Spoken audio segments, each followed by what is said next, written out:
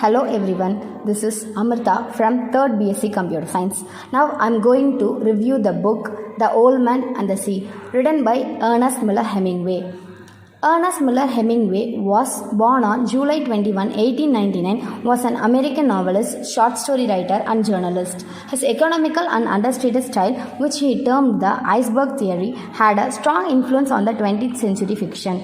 While his adventurous lifestyle and public image brought him admiration from later generations, Hemingway produced most of his work between the mid-1920s and the mid-1950s, and he was awarded the 1954 Nobel Prize in Literature.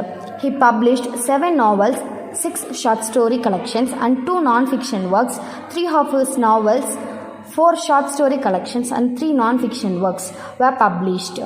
Many of his works are considered classics of American literature. Hemingway was raised in Oak Park. After high school, he was a reporter for a few months for the Kansas City Star before leaving for the Italian front to enlist as an ambulance driver in World War I. In 1918, he was seriously wounded and returned home. His wartime experience formed the basis for his novel, A Farewell to Arms. The Old Man and the Sea is a story of an epic struggle between an old seasoned fisherman and the greatest catch of his life. For 84 days, Santiago, an aged Cuban fisherman, has set out to sea and returned empty-handed. So conspicuously unlucky is he that he, the parents of his young, devoted apprentice and friend Manolin, has forced the boy to leave the old man in order to fish in a more prosperous boat.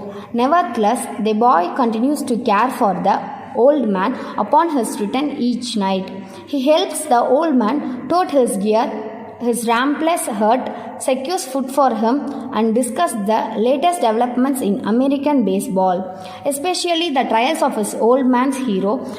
Joe DiMaggio Santiago is confident that his unproductive streak will come soon to an end, to sail out further unusual the following day.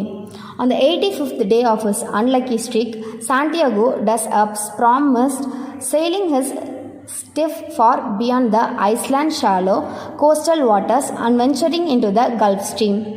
He prepares his lines and drops them. At noon, a big fish, which he knows is a marlin, takes the bail at Santiago, has placed 100 fathoms deep in the waters. The old man expertly hooks the fish, but he cannot pull it in. Instead, the fish begins to pull the boat.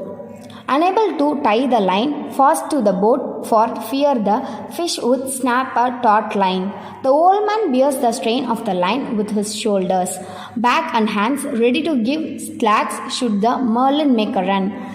The fish pulls the boat all third day. Through the night, through another day, and through another night. It seems steadily northwest until at last tires and swims east with the current. The entire time Santiago endures constant pain from the fishing line. Whenever the fish lunges, leaps, or makes a dash for freedom, the cord cuts Santiago badly.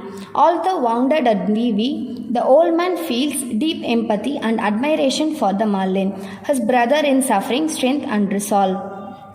On the 30th day, the fish tries and Santiago, sleep deprived, aching, and nearly distressed, manages to pull the marlin in close enough to kill it with the harpoon thrust.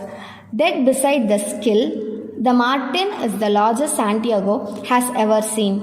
He lashes it to his boat, raises the small fast, and sets sail for home. While Santiago is excited by the price that the marlin will bring at the market, he is more concerned the people who will eat the fish are unworthy of its greatness. As Santiago sails on with the fish, the martin blood leaves or trail in the water and attracts sharks. The first to attack is a great Mako shark, which Santiago manages to slay with the harpoon. In the struggle, the old man loses the harpoon and length of the valuable rope, which leaves him vulnerable to other shark attacks.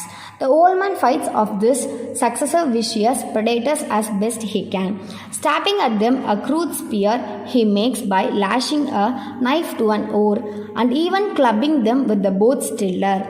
Although he kills several sharks, more and more appear, and by the right night falls. Santiago continued, fight against scavengers is useless. They devour the marlin's precious meat, leaving only skeleton, head and tail. Santiago chastises himself for going out too far and for sacrificing his great and worthy opponent. He arrives home before daybreak, stumbles back to his shack, and sleeps very deeply.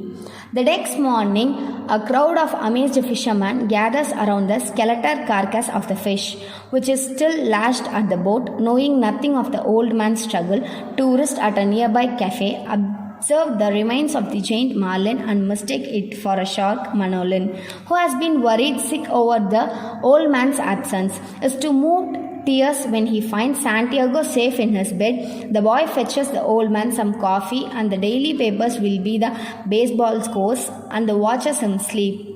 When the old man wakes, the two agree to fish as partners once more. The old man returns to sleep and dreams his usual dream of lions at play on the beaches of Africa. From this story, we learn that journey through life is the reward.